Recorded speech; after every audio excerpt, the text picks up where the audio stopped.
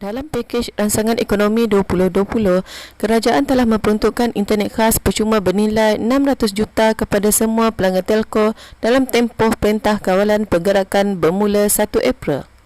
Semua pengguna talian mudah alih termasuk Pascabayar dan Prabaya, U-Mobile, Celcom, Digi serta Maxis akan menerima data internet berkelajuan tinggi sebanyak 1 GB secara percuma. Penawaran data ini boleh digunakan antara jam 8 pagi sehingga 6 petang. Bagi pelanggan Celcom, tidak perlu membuat sebarang penembusan kerana ia akan tersedia secara automatik di dalam akaun anda setiap hari.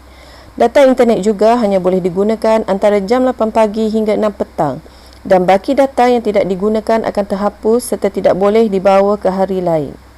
Penggunaan untuk hotspot juga dibenarkan untuk tawaran data percuma ini. Internet percuma hanya boleh digunakan untuk kegunaan domestik sahaja. Pelanggan boleh menyemak baki kuota data ini menerusi aplikasi Celcom Live. Semua pelanggan Pascabayar dan Broadband Digi akan menerima data internet percuma sebanyak 1 GB setiap hari. Malahan pemberian data percuma ini telah diumumkan oleh Digi lebih awal lagi sejak 21 Mac berbanding telco lain. Data ini boleh digunakan antara jam 8 pagi hingga 6 petang dan penembusan boleh dibuat menerusi aplikasi MyDigi. Selain itu, mana-mana pelanggan Prabaya Digi yang menambah nilai RM10 dan ke atas layak menikmati internet serta panggilan percuma. U-Mobile menawarkan data percuma ini kepada semua pelanggan Pascabayar, Prabaya dan Broadband. Data ini tersedia untuk semua perkhidmatan internet termasuk melayari web, Penstrom Map, video serta perkhidmatan lain dan boleh digunakan untuk hotspot. Data ini hanya boleh digunakan antara jam 8 pagi hingga 6 petang dan penggunaan luar julat waktu ini akan diambil daripada pakej data langganan. Bagaimanapun, pelanggan perlu memastikan talian adalah aktif untuk penggunaan data percuma ini. Penembusan hanya perlu dilakukan sekali sahaja dan akan diterima secara automatik sehingga tempoh PKP tamat. Unify Mobile kini menawarkan PAS Hotspot 999 GB LTE secara percuma dan penawaran ini telah dilanjutkan sehingga 14 April 2020.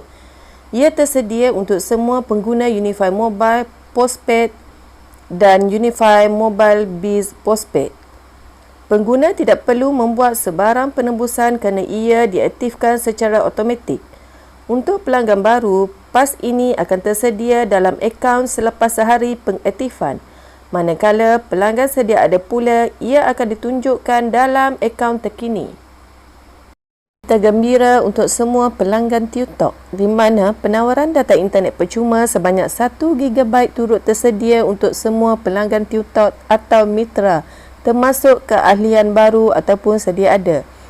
Data ini diaktifkan secara automatik selepas pengguna melakukan penembusan menerusi mesej. Ia hanya boleh digunakan setiap hari antara jam 8 pagi hingga 6 petang sepanjang tempoh PKP. Paling penting, para pelanggan perlu memastikan akaun mereka adalah aktif bagi menikmati penawaran percuma ini.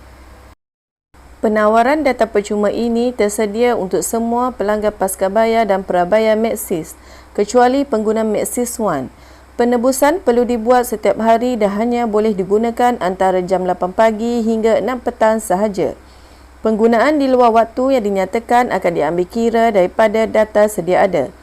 Penebusan data boleh dibuat menerusi 3 aplikasi berbeza Maxis bergantung kepada talian mudah alih yang digunakan.